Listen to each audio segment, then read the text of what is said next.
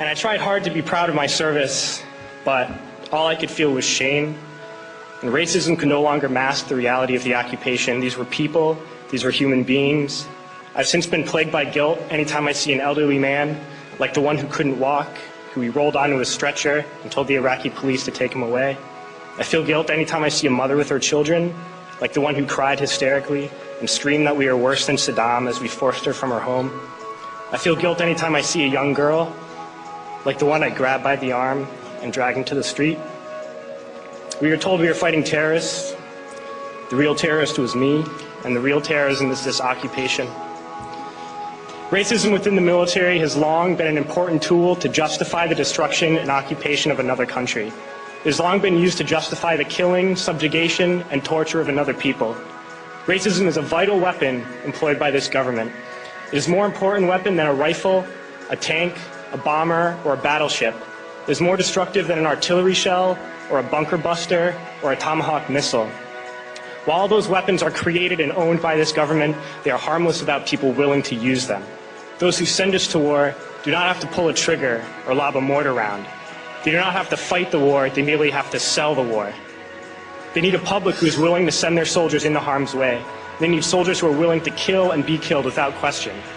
They can spend millions on a single bomb, but that bomb only becomes a weapon when the ranks in the military are willing to follow orders to use it. They can send every last soldier anywhere on earth, but there will only be a war if soldiers are willing to fight. And the ruling class, the billionaires who profit from human suffering, care only about expanding their wealth, controlling the world economy. Understand that their power lies only in their ability to convince us that war, oppression, and exploitation is in our interest. They understand that their wealth is dependent on their ability to convince the working class to die to control the market of another country. And convincing us to kill and die is based on their ability to make us think that we are somehow superior.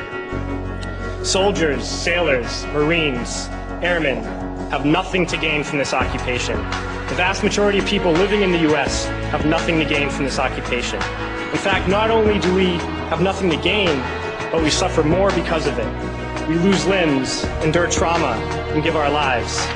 Our families have to watch flag-draped coffins lowered into the earth. Millions in this country without health care, jobs, or access to education must watch this government squander over $450 million a day on this occupation.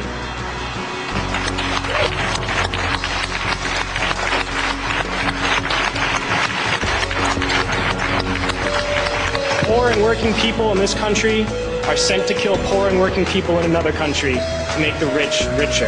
And without racism, soldiers would realize that they have more in common with the Iraqi people than they do with the billionaires who send us to war.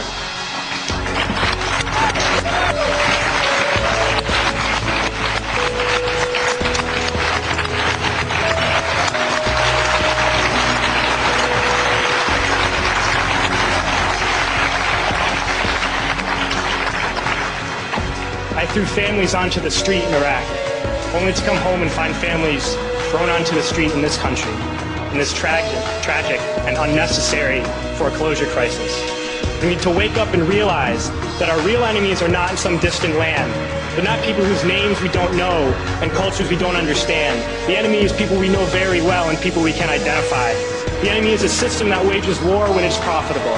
The enemy is the CEOs who lay us off from our jobs when it's profitable. It's the insurance companies who deny us health care when it's profitable. It's the banks who take away our homes when it's profitable. Our enemy is not 5,000 miles away. They are right here at home. If we organize and fight with our sisters and brothers, we can stop this war, we can stop this government, and we can create a better world.